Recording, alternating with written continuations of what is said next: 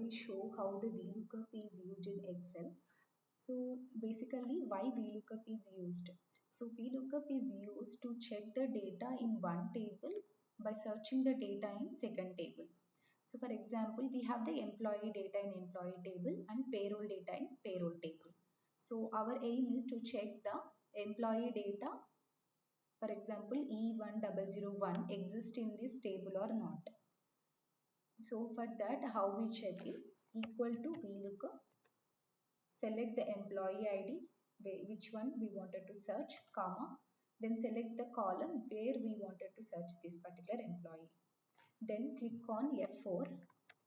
This will give the dollar symbol for the accurate results, comma. Since we were only searching in one column, provide the 1, comma, false. False is for exact match, true is for approximate. So we always mostly will use the false because we need the exact match. Then close the bracket. So since E1001 present in this table, we are getting that employee ID here.